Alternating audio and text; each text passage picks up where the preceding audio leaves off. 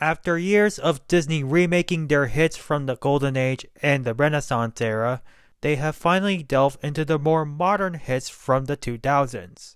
Hey, what's up guys? Alan here. Welcome to another episode of Thoughts on This, where I speak on my thoughts. And today, in honor of the most recent Disney live-action remake, Moana, releasing just about a week ago, I thought I'd give my thoughts on last year's Disney live-action remake, Snow White. Just kidding, I've already did that one before, and if you haven't already, it's on my channel now, and the link will also be in the description. But today I will be giving my thoughts on the other Disney live-action remake that was released last year, Lilo and Stitch. Based on the 2002 animated film, the film centers around a lonely Hawaiian girl living under the care of her older sister who was struggling to make ends meet. Their lives suddenly turn upside down when they adopt a dog that is actually a genetic experiment from an alien planet. The two form a special bond where the experiment learns about the concept of ohana. The film features most of the original cast from the original, including Chris Sanders and Tia Carrere, well-established names like Zach Galifianakis and Hannah Waddingham, and newcomers like Maya Aloha and Sydney Agudong. The film ended up grossing over $1 billion at the box office, becoming the second highest grossing film of 2025, right behind Niza 2. The film was later released for streaming on Disney Plus on September 3rd, and the sequel is scheduled for May 26, 2028. Now, what did I think about this film? At first, I groaned at the idea of one of my all-time favorite Disney movies being brought to life, but my faith in it being good began to spark when I saw all the ads come out, and that made me more excited to see it, and I did end up seeing it, including when it was in theaters at the time, and I could say that it had the right amount of heart, emotion, and comedy from the original film. Like, it wasn't the best live action remake, but it was definitely a step up that was that fiasco Snow White. One charm that I can appreciate about this film is the main cast, which is fairly stacked. Like, we got a mix of veterans, newcomers, and original cast members that really add that extra kick of nostalgia. Maya Aloha was probably one of the best casting decisions Disney has made. The minute I saw her, I knew she was the right person to bring this beloved character to life. She exceeded my expectations. Not only did she look the part, she also has the personality that matches the original character. Maya stole the show with her on-screen presence. She was adorable, innocent, sweet, charismatic, and she had great comedic timing. Like, she brought the character to life perfectly, and for her big on-screen debut, she impressed. At such a young age, she was very talented, and I can't wait to see her step back into this role when the sequel comes out. Sydney Agudong brought in the drama and emotional punches with her performance as Nani. She captured her strong will, selflessness, and slightly yet strict loving nature. Us viewers were able to connect and sympathize with the character's struggles, to the point where it brought a tear to my eye. May not be as memorable, but still a strong performance. Chris Sanders proved that he has not lost a step. Hearing him voice Stitch once again after all those years just took me back to my childhood of watching the original on VHS. It was definitely the right call to bring him back. Like, nobody could replace Chris Sanders. Like, there's no other person that can voice Stitch other than him. He stepped back into this role like as if he never left. Thank God for Disney for not fumbling this. Another thing that I did appreciate, and I never expected them that they did this, they brought back the original singer that sung Hawaiian Roller Coaster Ride and the opening song to do a new rendition of the opening song, and they brought back the same choir to sing both the opening song and Hawaiian Roller Coaster Ride again. That, and also the fact that they brought back Jason Scott Lee, is what added more to the nostalgia of the 2002 film. Zach Galifianakis and Billy Magnussen played off of each other quite well. The chemistry between them was just as comedic as their animated counterparts, although Magnussen did shine more during the film's hilarious moments. Galifianakis was not bad, but his voice did not really suit the character very well. His slightly higher voice made Jumba more of a joke than a serious mad genius. It wasn't terrible, but I feel like it could have been a lot better.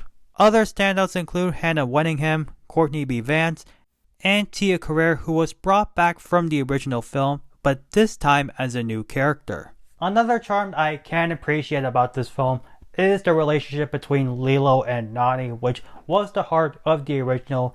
In this version, it was no different. I think Maya and Sydney had great chemistry with each other. Like, the bond between them was just as wholesome and emotional as this original version. But I felt like in this version, it added more stakes, with Nani having these unpaid bills and Lilo ended up in the hospital. Like, all of those like extra elements like added that unnecessary emotional weight and just really added to like the suspense and drama of like Nani potentially losing Lilo, and I thought that was smart. The only flaw I did had about it was how certain moments from the original were changed for this version. Like, instead of having Nani take Lilo to the animal shelter, it was their neighbor Tutu, a completely new character made for this film and is portrayed by the original voice of Mrs. Hasagawa, Amy Hill. A change like that did reduce Nani's role a bit. I feel like it nerfed like whatever like aspect that made the character so special, like easy to root for and so likable from the original.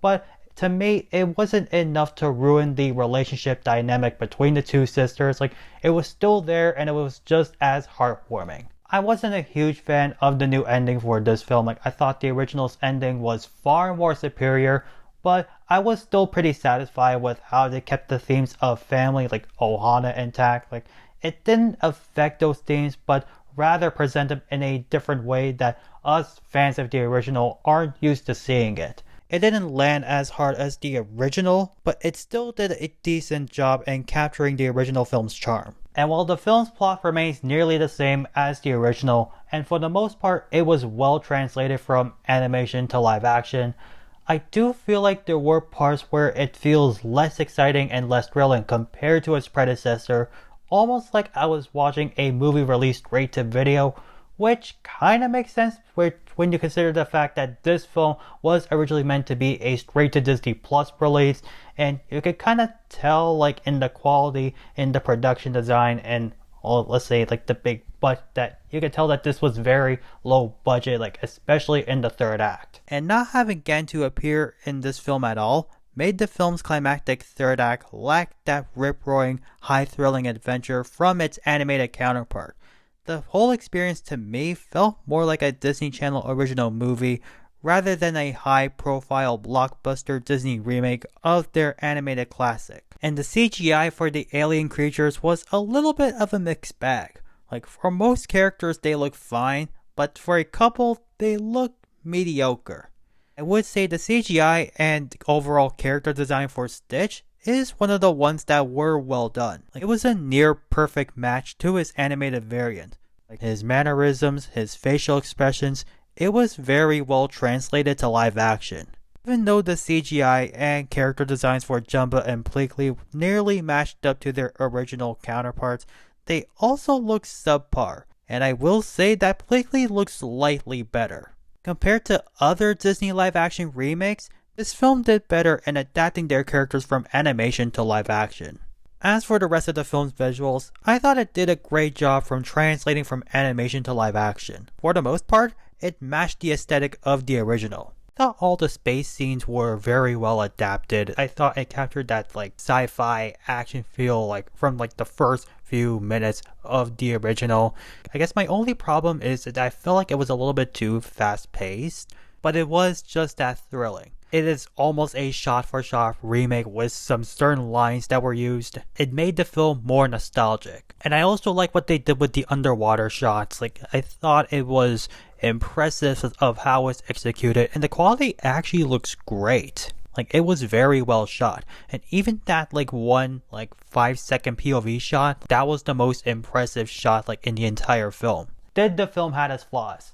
Yes, but out of all the Disney live-action remakes, this is one of the very few that remain the most faithful to their respective counterpart.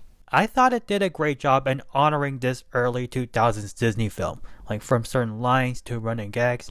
Everything I loved about the original was there. It goes to show how much care and effort the filmmakers put into paying homage to its source material. The film did just enough to hit all the right notes from its original source material. The themes of family, Stitch's shenanigans, and the heartfelt moments, like everything that you loved about the original, it's there in this film. It may not be perfect in doing the original story justice, this is by far one of Disney's better live action remakes to come out to date.